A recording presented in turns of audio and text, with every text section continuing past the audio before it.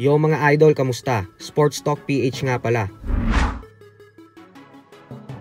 Ang magandang balita, pag-usapan natin yan mga idol.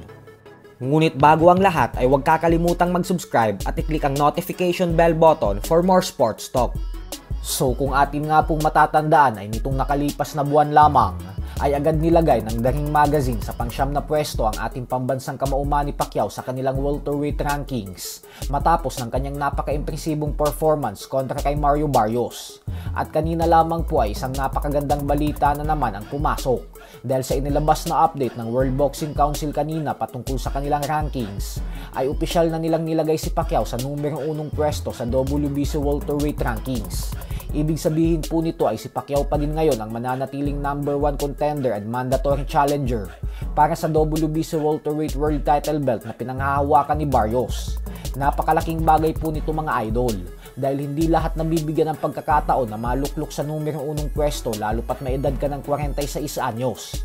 Pero katulad nga po sa sinabi ng WBC President na si Mauricio Sulaiman na dahil umano sa ipinakitang performance ni Pacquiao sa huling laban niya, ay walang duda daw na karapat dapat itong makapasok sa world rankings kasi pinatunayan daw talaga nito na kaya niya pa ding makipagsabayan sa mga kampyon at sa world class level. Ang kagandahan po dito ay dahil dalawang world title belts ang pwedeng pagpilian ni Pacquiao para sa kanyang susunod na laban sa December.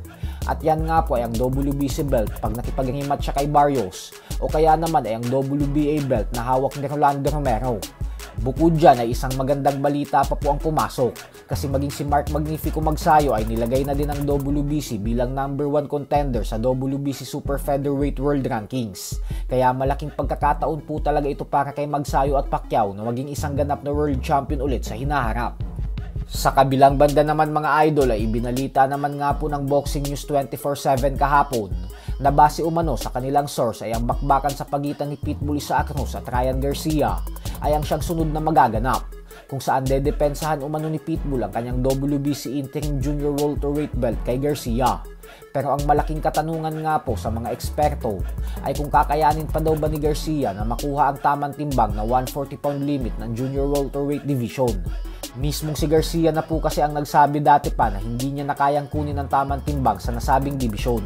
Dahilan kung bakit yung huling laban niya kay Rolando Romero ay sa 147 pound welterweight division na ginanap.